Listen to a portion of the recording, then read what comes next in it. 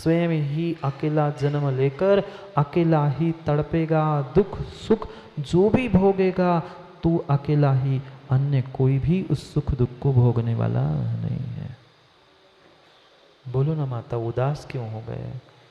खीर की याद आ गई कि दुखों की याद आ गई? चाहे खीर की कह दो, दुख की कह दो, दोनों भी दुख के ही कारण है।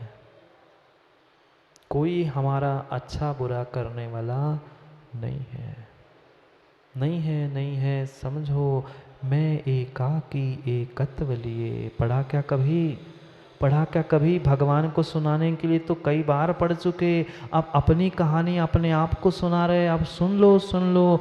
मैं एकाकी एकत्व लिए ही सब आते, तन धन को साथी समझा था, पर ये भी छोड़ चले जाते। ये सभी छोड़कर चले जाने वाले हैं, हम किस किस से उम्मीद लगाएंगे? जो 24 घंटे मेरे साथ रहने वाला है, ये सबसे पास वाला मेरा पड़ोसी शरीर, वो भी, फिर जिसके लिए हमने कमाया था वो बेटा भी, उस बेटे के लिए जो भी कमा के रखा था वो भी। फिर भी व्यक्ति कहता है महाराज जी हमारी तो व्यवस्था हो गई है, आगे की 2-4 की और करके जा रहा हूं। नहीं, मैं एकाकी एकत्व लिए ही सब आते हैं। कोई एक साथ दूसरे को ले नहीं आए, कोई दो एक साथ नहीं आए हैं। मैं भी अकेला आया हूँ, सभी अकेले जाने वाले आने वाले हैं। ये व्यर्थ का कर्तृत्व और व्यर्थ की सहयोग निमित्त दृष्टि वकील साहब छोड़नी होगी, तभी सत्य का बोध होगा। ये लोक व्यवहार में भी नहीं, उपचार से भी कोई किसी का कर्ता नहीं है, निमित्त निमित्त है। आप ही से पूछ रहा हूं, क्या आपने काला कोट पहन लिया? पहना था ना, अध्यक्ष भी थे बार कोट के, तो आपके काला कोट पहनने से आपका चेहरा काला हुआ था? क्यों? काला कोट पहना था, चेहरा काला होना चाहिए था। ये बाल सफेद हुए कैसे? बाल भी तो काले बचने चाहिए थे ना। कितने घंटे काला कोट पहन के बैठते थे? नहीं हो सकते। वह काला कोट अलग था, आप अलग थे, आपके बाल अलग थे। ये सभी अपने अपने एकत्व के साथ आए थे। हमारा ये व्यर्थ का कर्तृत्व भाव है, अहम भाव है कि ये मेरे है, वो मेरे है, उस दोनों से दूर होना है। कोई मेरा है ये भी सत्य नहीं है, और कोई मेरा नहीं है ये भी सत्य नहीं। फिर सत्य है क्या? मैं ही मेरा अकेला एकत्व लिए आया हूँ, ये ही परम सत्य है। ये दोनों बातें झूठ है कि मेरा कोई है, मेरा कुछ है, ये भी गलत है, और मेरा कोई नहीं है और मेरा कुछ नहीं है, ये भी गलत है। क्योंकि एक अहंकार दिखा रहा है और एक हीन भावना दिखा रहा है। दोनों कसाय होने से मेरे से परम पूर्ण भिन्न है। मैं एकाकी एकत्व लिए। सुनो सुनो, उदास मत हो, उदास मत हो, अपनी कहानी सुनो। अभी तो बहुत कुछ चिंतन करना है एकत्व भावना में। बहुत रहस्य की बातें कुंद कुंद स्वामी कहने वाले हैं। पुण्य कौन करने वाला है, पाप कौन करने वाला है, कौन कैसा है, सभी की पहचान करो। कार्तिकेय स्वामी वही समझा रहे, इक्को जीवो गभदी, अकेला ही गर्भ में आता है। जन्म के समय भी पुनः पूछ रहा हूँ, पुनः पूछ रहा हूँ, पुनः पूछ रहा हूँ, कोमल दादा जब आपका जन्म हुआ था तब सबने तालियां बजाई थी कि सब रोए थे? सब रोए थे ना? सबने तालियां बजाई थी, और आप तालियां बजा रहे थे कि रो रहे थे? आप अकेले रो रहे थे, दुनिया ताली बजा रही थी। जो दूसरा रोता है उसे देखकर तालियां बजाने में लोगों को आनंद आता है। हम व्यर्थ में जी रहे हैं कि नहीं ये मेरे लिए सहयोगी है, ये मेरे लिए ऐसा है, नहीं है। तुम हंसने पर दुनिया बहुत कम हंसती है, पर तुम रोने पर दुनिया बहुत जल्दी हंसती है। परम सत्य नहीं है? तुम खुश हो तो दुनिया खुश नहीं है, पर तुम दुखी हो, तुम्हारा दुख देखकर दुनिया अवश्य खुश है। बहुत अच्छा हो, उनके साथ ऐसा ही होना था। कोई बांटने वाला आने वाला नहीं है। पहचान पहचान, तू अपने आप को पहचान, मैं कौन हूँ, मैं कौन हूँ। छोड़ दे चंद्रेजी भीख मांगना। मैं नहीं कह रहा हूँ, परमात्मा कह रहे आपसे मान जाओ। गुरु की नहीं मानी, परमात्मा की मान जाओ। क्यों भिखारी से भीख मांग रहा है, क्यों रंग से भीख मांग रहा है? तू स्वयं में करोड़पति से बहुत बड़ा है, उससे भी कई कई कई अधिक धन संपत्ति, सुंदर सुंदर रत्न तेरे भीतर बैठे हैं।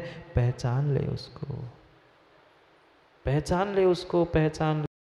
उसके बिना, पहचान के बिना काम होने वाली नहीं है। दूसरों को तो पहचाना, दूसरों को तो जाना, अब दूसरों को नहीं, स्वयं की कहानी स्वयं के मुख से सुन जा। जाओ, समय हो गया, पता नहीं चला ना वकील साहब, 1 घंटा हो गया। अपनी कहानी सुनने में आनंद आ रहा था कि दुख हो रहा था मुझे? यही तो 1 घंटा है असलियत समझने का। फिर तो जो है सो है। हाँ, अभी तो भूमिका चल रही थी एकत्व भावना की। एकत्व भावना और कुंद कुंद स्वामी के रहस्य को तो पढ़ना ही बाकी है। क्या करे, समय भूमिका भी तो ज़रूरी है।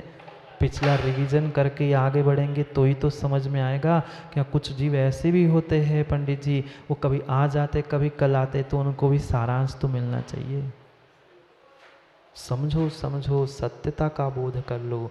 कोई भी नित्य शरण नहीं है, तेरा एकत्व ही तेरे लिए शरण है। प्रभु कह रहे हैं अन्यथा शरणम नास्ति ममेव। वो बोध करा रहे हैं त्वमेव भी मत कर, अब ये कह दे ममेव, तू ही तेरे लिए शरण है। इस वास्तविक निश्चय शरण को समझ। मैं कौन, कहाँ से कहाँ आया हूँ, कहाँ जाऊँगा, इसके बारे में पुनः चिंतन करेंगे। अभी यात्रा पूरी नहीं हुई। अस्पताल से शमशान तक और शमशान से दूसरे शमशान तक करेंगे पुनः समय पर समय की चर्चा। कल पढ़ेंगे कुंद कुंद स्वामी की अगली 14 नंबर की गाथा को। ये 14 नंबर है, 14 गुणस्थान चाहिए तो कुछ हट के समय भी देना पड़ेगा ना। करेंगे पुनः समय की गाथ समय पर, क्योंकि समय पे किया गया काम समय को दिलाता है। बोली भगवान महावीर स्वामी की। वर्धमान स्वामी के शासन में हमसे विराजते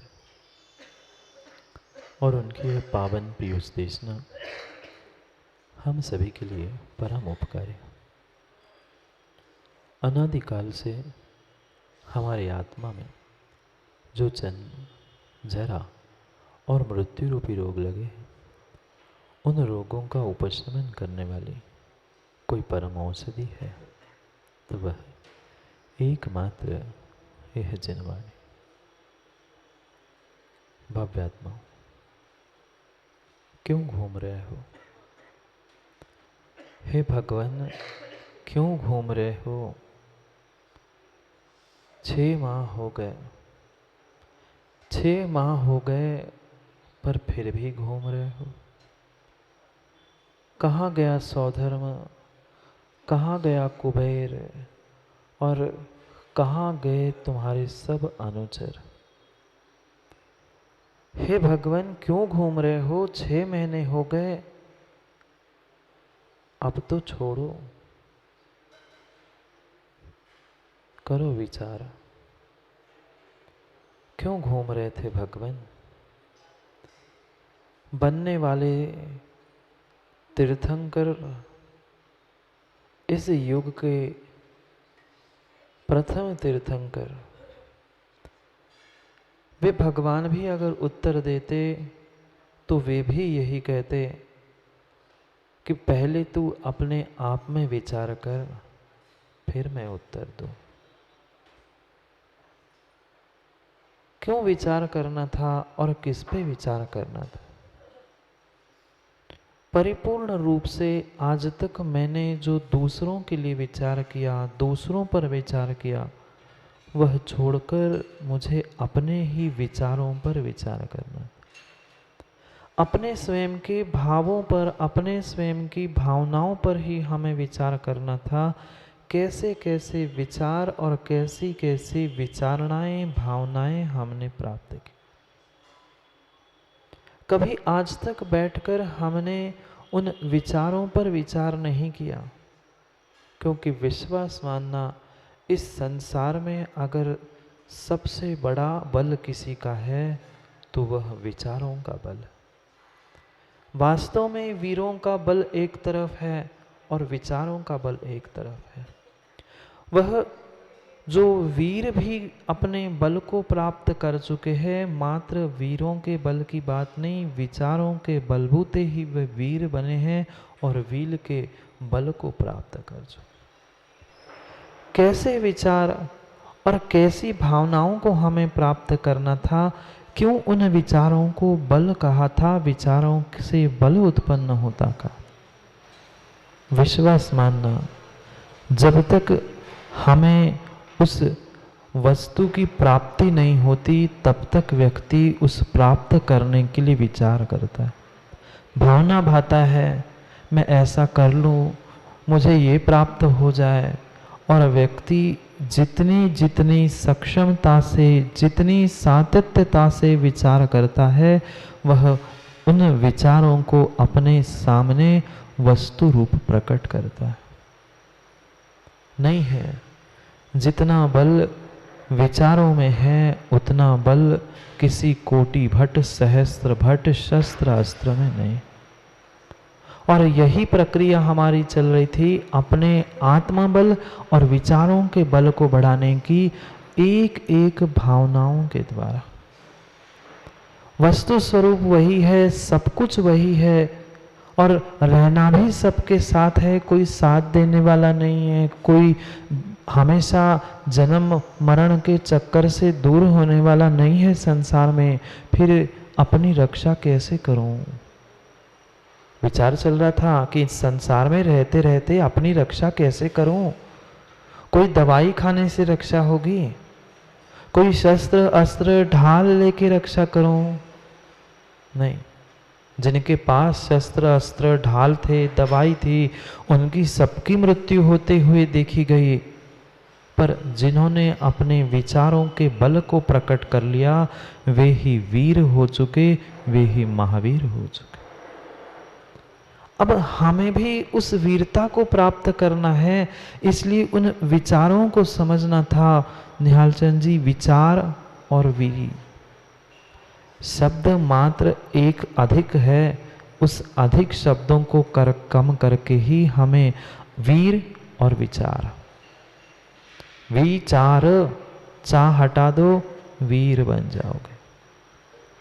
उस जो च अधिक है मेरे पास, च का संस्कृत में अर्थ होता है और, च का संस्कृत में होता है अर्थ और, जो और मेरे भीतर था, उस विचारों में से च हटा दो, हम वीर बन जाएंगे। अधिकता को हटा दो, और उस अधिकता को हटाने का ही प्रयास हम विचारों के द्वारा कर रहे हैं, अपने स्वयं के भाव और विचारों पर विचार करके।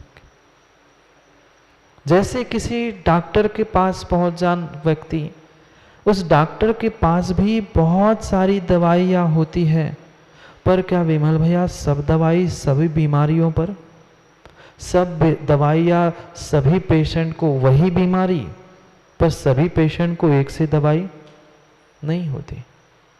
जैसा पेशेंट होता है, जैसी उसकी बीमारी होती है, जैसी उसकी आयु होती है, उसके शक्ति के अनुसार वह डॉक्टर उनको दवाई देता है। किसी को आधी, किसी को एक, किसी को दो।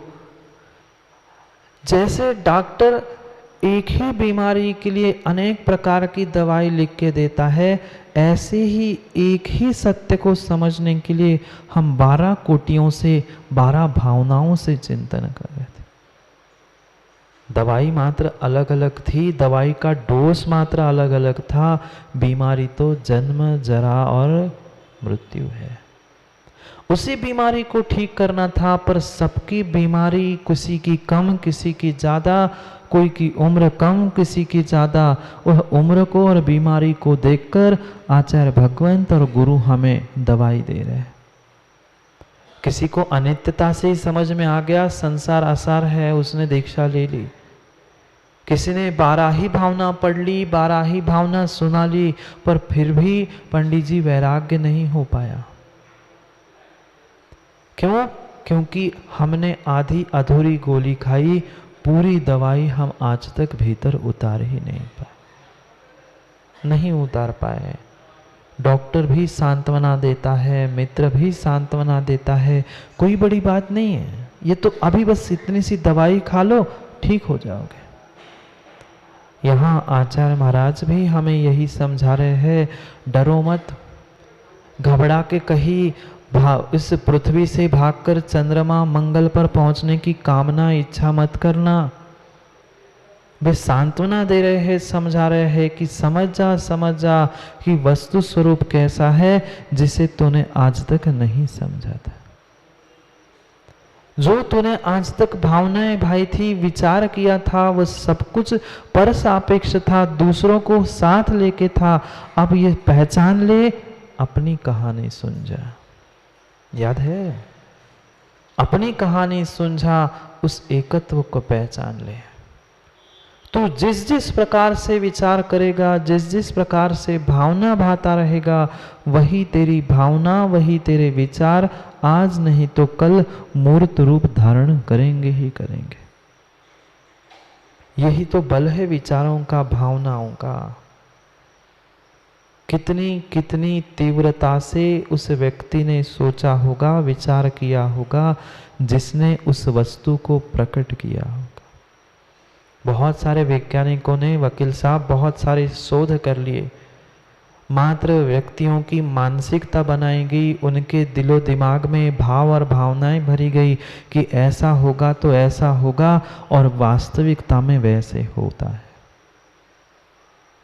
ऐसा होता है। वैज्ञानिकों ने यह सत्य घटना करके दिखाई। एक व्यक्ति के विषय में शायद आप लोगों ने पढ़ा होगा, मैंने भी कुछ दिन पहले ही पढ़ा था, कल कोई कह भी रहा था। एक व्यक्ति की मृत्यु होनी थी, उसे फांसी होने वाली थी, पक्का था, कोर्ट ने फांसी दे ही दी थी, पर वैज्ञानिकों ने प्रयोग करने के लिए कोर्ट से छूट मांगी और उस व्यक्ति से कह दिया, तुझे फांसी लगेगी तो तकलीफ होगी, हम तुम्हें सर्प से कटवा देंगे, सांप तुम्हें काट जाएगा, तेरी कुछ क्षण में मृत्यु हो जाएगी। 6 महीने 8 महीने जितना समय उसके फांसी के लिए बचा था, उतने समय मात्र सुबह शाम उसे यही बताया गया, हम तुम्हें सबसे जहरीले सर्प से कटवा लेंगे, एक बार काटने से मृत्यु हो जाएगी। और वह दिन आया, उसकी आंखों पर पट्टी बांधी गई और उसे किसी सर्प से नहीं कटवाया, मात्र सूजी से, सुई से पैर के नोक पर, पैर के अंगूठे पर जोर से चुभा दिया, वो 5 मिनट में मर गया। जहर था। ये सोच सकते हैं कि वह मात्र प्रेशर से या हार्ट अटैक से मर गया हो कि काट गया, नहीं। बाद में उसकी पोस्टमार्टम की तो उसके भीतर जहर भी पाया गया। कहाँ से हुआ था जहर? हम समझ रहे हैं उन भावनाओं को, विचारों को मूर्त रूप देने का। जो ये 12 भावनाएं हम समझ रहे हैं, उस 12 भावना के पीछे यही है, जब ऐसी विपरीत बातें, विपरीत भाव और विपरीत विचार करने से बिना काटे सर्प के भी शरीर में जहर उत्पन्न हो सकता है, तो हम चाहे तो हम भगवान भी बन सकते हैं।